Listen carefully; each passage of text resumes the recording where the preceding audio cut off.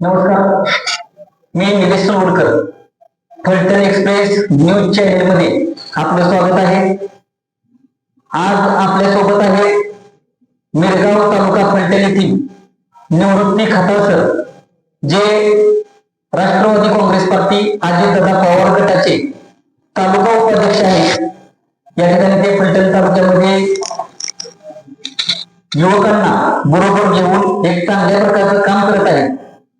आणि हे काम करत असताना आगामी काळात होणाऱ्या जिल्हा परिषद पंचायत समिती निवडणुकीमध्ये ते जिल्हा परिषद सदस्य पदाची निवडणूक लढवत आहेत. आणि त्या अनुषंगानं आज आपण त्यांच्याशी एक छोटीशी मुलाखत घेणार आहोत, त्यांच्याशी चर्चा करणार आहोत की नेमकी आपली भूमिका काय राहणार आहे येणाऱ्या आगामी जिल्हा परिषद पंचायत समिती निवडणुकीमध्ये. नमस्कार. नमस्कार.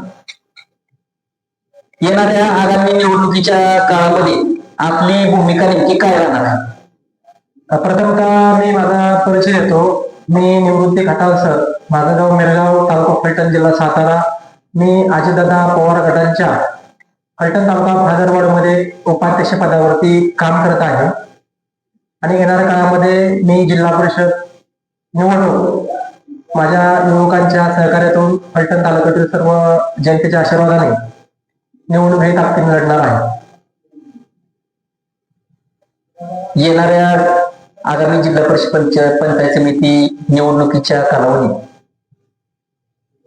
फलटण तालुक्यामध्ये आता विविध गट कार्यरत आहेत, विविध पक्ष कार्यरत आहेत. तुमच्या पक्षाची आणि तुमची भूमिका नेमकी काय राहणार आहे या निवडणुकीमध्ये? आता तुम्ही हा प्रश्न विचारला, तुमच्या पक्षाची भूमिका काय राहणार आहे? आमच्या पक्षाची भूमिका, आता आम्ही मागील निवडणुकीमध्ये नगरपालिका निवडणुकीमध्ये महायुती म्हणून आम्ही राष्ट्रवादी आणि भाजप युती म्हणून लढलेलो आहोत. वरिष्ठ नेत्यांचा आदेश युती करायचा झाला तर आम्ही युतीतून लढू, आणि युती नाही झाले तर वरिष्ठ पातळीवरचे जे आमचे काही नेते मंडळी आहेत, शिष्टमंडळ आहे, त्यांचा जो निर्णय होईल त्या निर्णयाचं आम्ही स्वागत करून निवडणूक 100% लढू. गेले अनेक दिवस तुम्ही राजकीय क्षेत्रामध्ये काम करत आहात. हे काम करत असताना तुम्ही कोणकोणती कामे केलेली आहेत, काय नेमकी भूमिका केलेली आहे? गेली अनेक वर्ष मी राजकीय सामाजिक क्षेत्रामध्ये काम करत असताना राजकारण करणे आणि सामाजिक कार्य, लोकांना मदत, लोकांच्या अडचणी, दवाखान्याचे प्रश्न असतील, युवकांचा रोजगाराचा प्रश्न असतील, शेतकऱ्यांचे डीपीचे प्रश्न असतील, इतर एसटीचा प्रश्न असतील किंवा इतर अन्य प्रश्न सोडण्याचा 100% प्रयत्न केलेला आहे. बऱ्यापैकी प्रश्न सोडवले आहेत. जी लोक माझ्यापर्यंत भेटायला आले की सर अशी आमची अडचण आहे, तेव्हा कोणी मला फोनद्वारे संपर्क केला की सर अशी आमची अडचण आहे, ती अडचण 100% सोडवण्याचा प्रयत्न केला आहे. आणि राष्ट्रवादी काँग्रेस पार्टी फलटण तालुका, हा फलटण तालुका राष्ट्रवादीचा बालेकिल्ला म्हणून आहे. आणि या बालेकिल्ल्यामध्ये राष्ट्रवादीचा दादांचा आशीर्वाद असल्यामुळे आम्हाला कार्यकर्त्याला काम करण्यासाठी ऊर्जा मिळते आणि सर्वसामान्य जनतेची आम्ही कामे करत असतो. आपण फलटण पश्चिम भागामध्ये काम करता. आता नव्याने गट आणि गणाची निर्मिती झालेली आहे, तर तुम्ही कोणत्या गटातून उभा राहणार आहे? तुमचा गट कोणता आहे? आता आमचा पहिला जुना हिंगणगाव जिल्हा परिषद गट होता. त्या गटातून मी गेली अनेक वर्ष तनमनधनाने लोकांचे प्रश्न सोडवतो, त्या गटामध्ये काम करत होतो. त्यानंतर आता ही आपल्या फलटण तालुक्यामध्ये 7 जिल्हा परिषद गट होते, आता 8 झाले.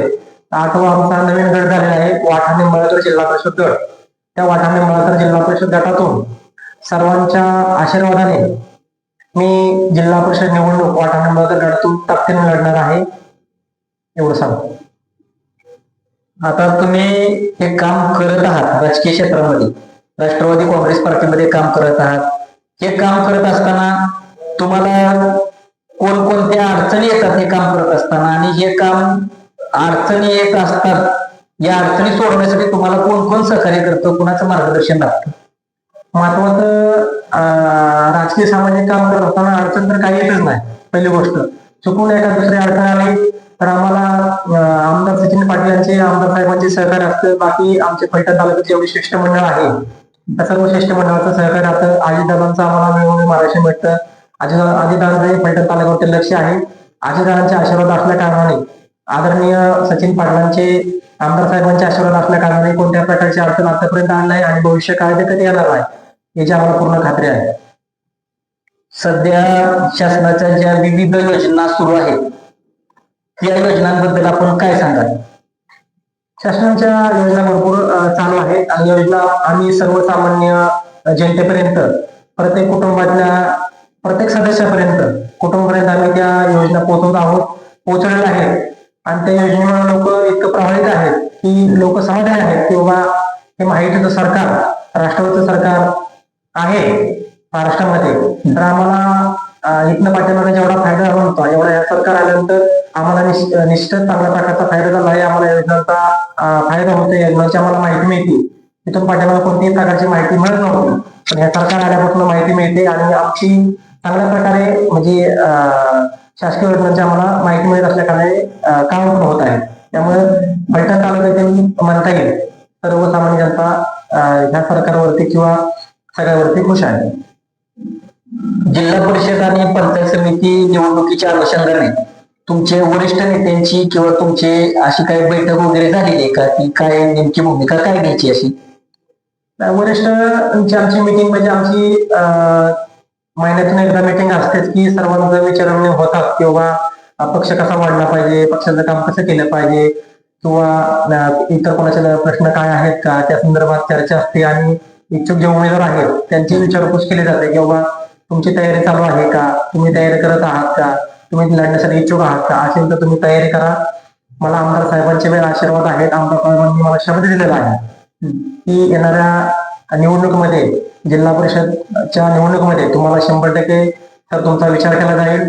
तुम्ही तळागाळामध्ये काम करता, सर्वसामान्य जनतेचे प्रश्न सोडवता आणि तुम्ही एक सच्चा कार्यकर्ता, तळागाळातील कार्यकर्ता आहात. तुम्हाला 100% आम्ही संधी देऊ असा आमदार साहेबांचाही मला शब्द आहे. आणि आमदार साहेबांचा शब्द म्हणण्यापेक्षा आमदार साहेबांचे आशीर्वाद असल्या कारणाने वाठार निंबाळकर जिल्हा परिषद गटातून आमदार साहेब मला निश्चितच संधी देतील आणि आशीर्वाद देतील ही मला 100% खात्री आहे. आज या ठिकाणी आगामी काळाची निवडणूक होत आहे, तर तुम्ही कोणत्या गटातून निवडणूक लढवत आहात आणि त्या गटामध्ये कोणत्या गावांचा समावेश होतो? मी प्रथमतः वाठार निंबाळकर जिल्हा परिषद गटातून निवडणूक लढत आहे आणि वाठार निंबाळकर जिल्हा परिषद गटामध्ये साधारणपणे 25 गावं येतात. आमचा 25 गावामध्ये एक सुरळी पंचायत समिती गण येतो आणि एक वाठार पंचायत समिती गण येतो. या दोन्ही गणाचा मिळून वाठार निंबाळकर जिल्हा परिषद गट हा नवीन नव्याने झालेला गट आहे, तो आमचा गट येतो. तर तुम्ही सध्या राष्ट्रवादी काँग्रेस पार्टी अजितदादा पवार गटाचं काम करत आहात. येणाऱ्या निवडणुकीमध्ये राष्ट्रवादी काँग्रेस पार्टी आणि भाजपची युती आहे फलटण तालुक्यामध्ये.